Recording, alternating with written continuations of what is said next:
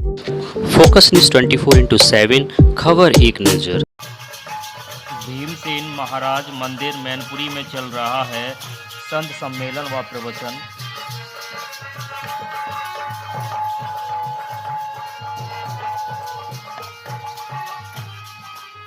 दोपहर 2 बजे से 5 बजे तक भीमसेन महाराज मंदिर मैनपुरी में चल रहा है। मानस सम्मेलन में महामंडलेश्वर 108 श्री स्वामी हरिहरानंद सरस्वती संपद मंडल मैनपुरी, श्री 108 श्री स्वामी विवेकानंद सरस्वती आश्रम फिरोजाबाद, डॉक्टर राम बाबू पाठक मानस व्याख्याता फरुखाबाद, आचार्य तिलकेंद्र शेखर त्रिपाठी श्रवण कर रहे थे। जीवन में पूजा पद्धति कैसी हो, जीवन जीने की कला हमारी कैसी हो, ये बृहद रूप में आपने प्रकाश डाला। और आज इस आध्यात्मिक सत्र का, इस सम्मेलन का के रूप में जो हमारे प्रधान पुरोधा के रूप में आदरणीय डॉक्टर श्री राम बाबू पाठक जी, उनसे अब निवेदन करूंगा कि वो आशीर्वचन अपना प्रदान करें। डॉक्टर श्री पाठक जी। बोलिए श्याम रामचंद्र की, पवन सुत हनुमान की जय। भगवान नाम संकीर्तन करें, उसके बाद कुछ बात कहें। श्री राम जय जय राम, श्री राम जय जय राम, श्री राम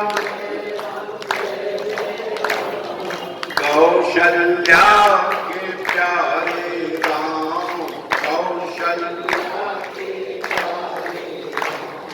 दशरथ राज दुलारे राम, दशरथ राज दुलारे राम। श्री राम जय जय राम, श्री राम। बोलिए श्याम रामचंद्र की, पवन सुत हनुमान की।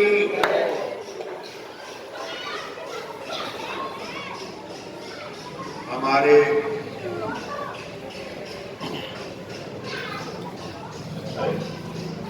समीपस्थ दो विद्वान रायबरेली से आए हुए हमारे वाजपेयी जी और संस्कृत पाठशाला के जो प्राचार्य रहे एकमसानंद महाविद्यालय में, परम भागवत मतलब भागवत शब्द भक्त के लिए आता नहीं है, परम भागवत भगवताचार्य हैं। इनके आचरण से भी अपने वैसे ही हैं जैसा इन्हें होना चाहिए। मंच संचालक हमारे प्रिय डॉक्टर पंकज मिश्र, और अभी जिनकी वाणी से आप मधुर मधुर कथा सुन रहे थे ऐसी मिथिलेश्वरी दीक्षित, इससे पहले बोल गए स्वामी प्रेमदास जी, से पहले बोली अंजलि मिश्रा रायबरेली से ही आई। कल मैंने रायबरेली की याद की थी और याद मुस्लिम कवि से की, मलिक मोहम्मद जायसी से की।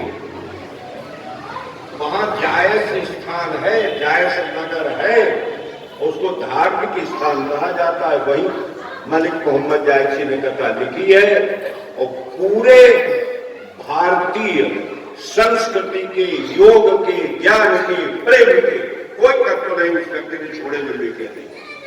आप कल्पना कीजिए कि वो वेद व्यास के नाम से शुरू कर सकता है तो क्या नहीं हो सकता। तो ऐसा है, ज्ञान की कोई सीमा नहीं होती। आपने कहा ज्ञान की सीमा नहीं, लेकिन भाभी में की सके त्रिपुरारी आपकी बात पे हम कब से यही सोच रहे हैं कि एक देवता मेरे पास है जो भाभी को भेज सकता है, तुलसी के पास क्यों नहीं होता? क्योंकि भाभी से हम आप बच नहीं सकते। अच्छे से अच्छा कर्म आप कर लें, लेकिन अगर भाभी आ गई तो कर्म चलेगा नहीं। विद्या ज्ञान बहुत कह रही थी ज्ञान चलेगा नहीं, कर्म नहीं चलेगा, ज्ञान नहीं चलेगा, कुछ नहीं चलेगा, बुद्धि नहीं चलेगी अगर भाभी आ गई। और श्री रामचरितमानस में भाभी की कथाएं हैं और स्वयं भगवान शिव ये कहते हैं कि अगर भाभी आ गई है तो हमारी भी नहीं चलेगी। तो पक्षी बोले गरुड़ हो सकता है या मैनाक पर्वत हो सकता है, लेकिन दोनों हमारे बल को जानते हैं। जब घूम करके पक्षी घूम के नीचे आया, बोले जाना जरठ जटायु बोले तो बुढ़ा जटायु, ये क्या करेगा? चलो कोई बात नहीं, हमारे मारने से कम तीर्थ को प्राप्त होगा। उस जटायु ने चोचन मार पिदार सिद्धि और दंड एक भय मूर्छा दे। एक दंड तक मूर्छित रावण रहा है जटायु की चोचों के प्रहार से। एक दंड होता है 24 मिनट का, हल्का पूरा नहीं है मूर्छा। दंड घड़ी नाम है, दंड का पर्यायवाची नाम घड़ी भी है। 2 दंड में हुआ, 2 घड़ी में हुआ तो समझ लेना 2 घड़ी की बात आए तो 48 मिनट। एक दंड 24 मिनट। रावण 24 मिनट लगभग मूर्छित रहा है। किससे? बोले तो जटायु है, क्या करेगा, बुढ़ा हो गया। इसके मतलब जटायु को जानता था, संपाति और जटायु को रावण जानता था और इसीलिए उसने तो बुढ़ा जटायु, इसके मतलब नौजवानी में जटायु से भेंट हुई है रावण। एक हंसी की कथा है, प्रमाण हम आपको नहीं दे पाएंगे लेकिन हम सुना दे। कभी कभी ऐसी कथाएं जो हैं, अंतर कथा कहां से आई हम नहीं कहते, लेकिन जब कहता जाना जरठ जटायु है, बुढ़ा जटायु है। बुढ़ा संपाति था, वो भी कहता है बूढ़ भय उन्नत करते होगा चुप सहाय तुम्हार। ये कहता है तो रावण ने बुढ़े का सम्मान नहीं किया, इसका मतलब जानता तो है। कहते एक बार उसकी रानी ने एक ने कहा कि हमें सबसे बड़े पक्षी का मांस लाके खिलाओ। तो जटायु संपाति से बड़ा कोई पक्षी नहीं। रावण गए उनके पास, सोचा कि नहीं हम जटायु संपाति दोनों भैया भूखे भी बहुत दिनों से थे। संपाति का भैया हमें भूख बहुत जोर लगी, आ गया तगड़ा तंदुरुस्त से। बोले देर क्यों करो? तो संपाति ने निकल लिया। जटायु बोले आप पूरो ले गए, ऐसे करो हम तो भूखे हैं, तो उन्हें उगिल दिया। अब क्या तो बाहर गिरा रावण। अब जटायु ने शुरू किया तो जटायु ने रावण को निगल लिया। उसे संपाति बोले जब आप बड़े छोटे हो तो थोड़ा बड़े हैं, हमारा ध्यान तो रखो। तो जटायु ने उगल दिया। अब 2 बार अंदर जाने उगलने में रावण क्या कर रहा है? और रावण हाथ जोड़ के बोला भैया हमें छोड़ दो, मरे थोड़ा, हम तो जिंदा है, तुम तो मरे। बोले तो फिर कोई बात नहीं, तुम जाओ, आगे दिखनी सोची। और रावण को पता है, इसलिए वो जानता है जटायु जिंदा हो गया। कहीं मैंने ये कथा पढ़ी, वो आपको संक्षेप में सुना दी, विस्तार से वो कथा पढ़ी। कहीं न कहीं ये कथा है, वो नहीं जानता तो जाना जरठ जटायु। बुढ़ा जटायु है, इसका मतलब जवानी में 2-2 हाथ हुए। सच्चाई ये है, बुढ़े का सम्मान जो नहीं करता, मूर्छित हो गए। वो तो धन्य है भारतीय संस्कृति की मूर्छित बार नहीं किया जाता। जटायु महोदय बैठे रहे कि जब जगेंगे तब लड़ेंगे। और उसने जान लिया मारे जाएंगे, इसलिए इसका पंखा।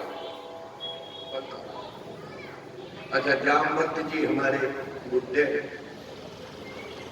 एक दिन रावण जामवंत,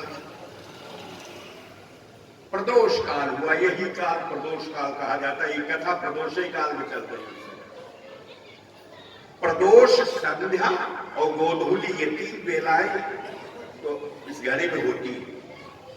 प्रदोष हुआ सोई रावण ने अट्टहास किया, बोले आज हम जीत गए।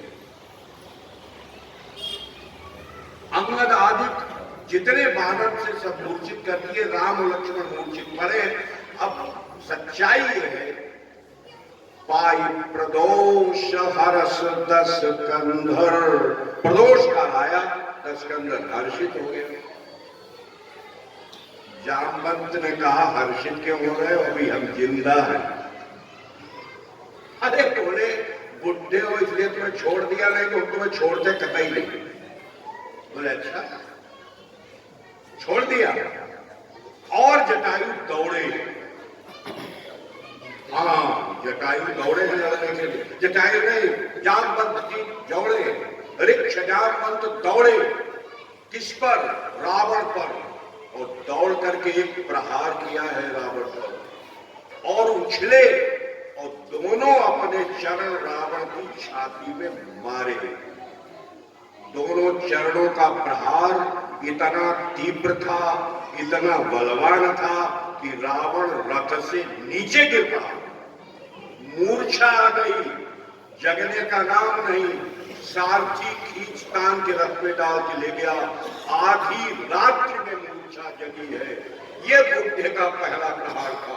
तो बुढ़ा अगर प्रहार करेगा तो आपको होश आने वाला नहीं है। रावण और जामवंत की लड़ाई आपको बता रहे हैं। तो जो बुजुर्ग का अपमान करते हैं तो उस दिन की लड़ाई रामा दल की जीती मानी गई। रावण दल जो है वो हार गया जामवंत के प्रहार से। तो जब रावण का स्वभाव ही ऐसा है, बुद्धे की इज्जत ही नहीं करता। रामा दल के हैं, मान लो जटायु सीता को बचाने के लिए लड़ा, जामवंत भी रामा दल में है। अरे उसका नाना था, उसकी उसने कौन सी इज्जत है? बोले तो बुढ़े हो गए, तुम्हारी अकल मारी थी।